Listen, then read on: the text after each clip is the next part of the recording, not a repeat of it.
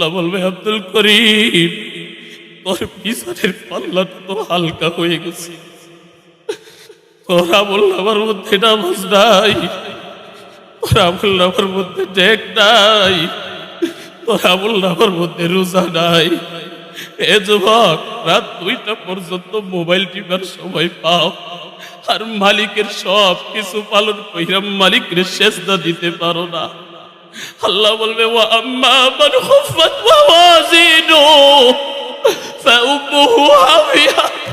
ও আব্দুল করিম, তোর মিজানের পাল্লা হালকা হয়ে গেছে রে, যা যা জাহান্নামে চলে যা। আল্লাহ ডাক দেবে, আব্দুর রহমান আই। আব্দুর রহমানকে বলবে, আব্দুর রহমান নামাজের হিসাব দে। আল্লাহ 5 ওয়াক্ত নামাজ পড়ছি ঠিক মতো পড়ছনি? হা। আল্লাহ রমজান মাসে রোজা রাখছনি? রাখছি। যাকাত দিছনি? দিছি। হজ তোমার উপরে ফরজ হইছে, হজ করছনি? আল্লাহ করছি। নেক কাজ করছনি? আল্লাহ করছি। জিকির করছনি? আল্লাহ করছি।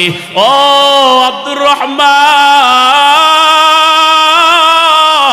আমি আল্লাহ যেইভাবে দিনের উপরে চলবার কথা বলছি চলছনি? বলবে আল্লাহ আমি চলছি।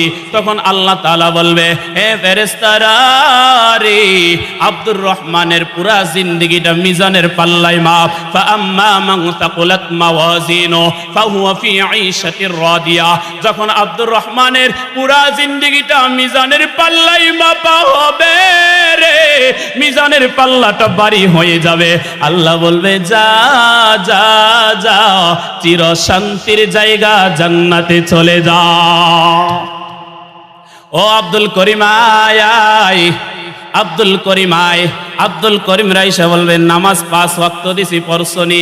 আল্লাহ মাঝে মধ্যে 2 ওয়াক্ত মিস গেছে, ফজরের নামাজ পড়তে পারি নাই, ঘুমের মধ্যে কাটাইয়া দিছি। আল্লাহ সারা রাত 12টা 2টা পর্যন্ত মোবাইল চাপছি।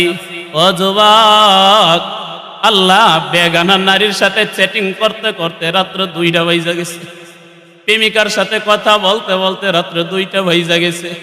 আপনাকে সেজদা দিতে পারি নাই। আল্লাহ নামাজ তো ঠিক মতো নাই। আল্লাহ বলবে, আব্দুল করিমের মিজানের পাল্লাটা মাপ দে। যখন আব্দুল করিমের মিজানের পাল্লাটা মাপ দেওয়া হবে রে, ওয়া আম্মা মান খাফফাত মাওয়াজিনু ফাউম্মুহু হাবিয়া। আল্লাহ বলবে, আব্দুল করিম, তোর পিছনের পাল্লাটা তো হালকা হয়ে গেছে। তোরা বলল আমার মধ্যে নামাজ নাই, তোরা বলল আমার মধ্যে ডেক নাই, তোরা বলল আমার মধ্যে রোজা নাই। এ যুবক, রাত 2টা পর্যন্ত মোবাইল টিপার সময় পাও, আর মালিকের সব কিছু পালন কইরা মালিকের সেজদা দিতে পারো না।